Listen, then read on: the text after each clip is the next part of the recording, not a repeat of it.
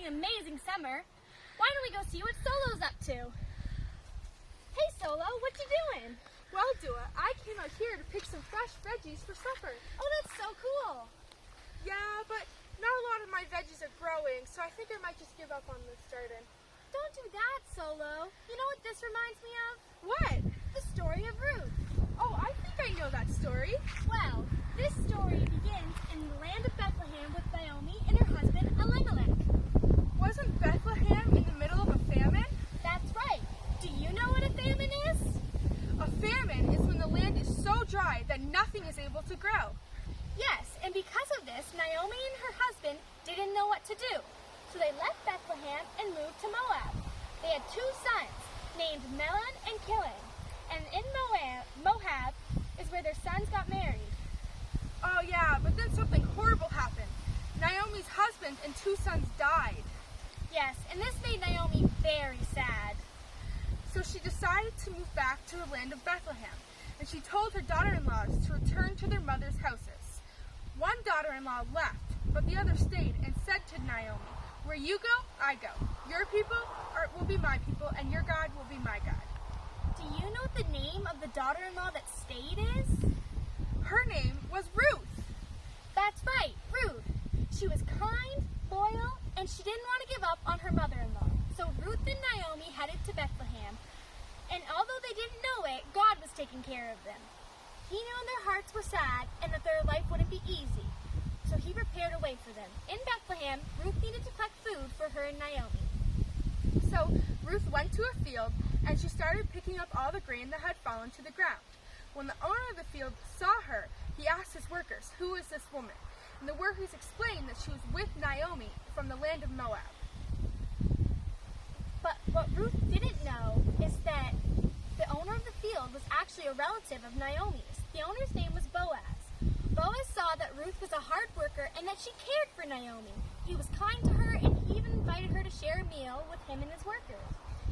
Boaz then sent grain home with Ruth for Naomi. And when Naomi saw this, she was amazed. And when Naomi found out that Ruth had worked in Boaz's field, she was grateful, and she said, "May the Lord bless him." Naomi wanted Ruth to be taken care of, so Naomi sent Ruth to where Boaz was sleeping.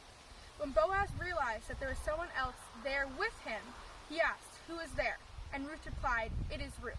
And she told him how she wanted to marry him. Boaz was very honored that Ruth was willing to marry him, but he knew that there was a relative closer to her than he was. So the next day, he went to town to meet this relative, and if he would not take care of them, then he was going to. When he met the relative gave him permission to marry Ruth and take Naomi's husband's land by giving him a sandal. His sandal? That's right.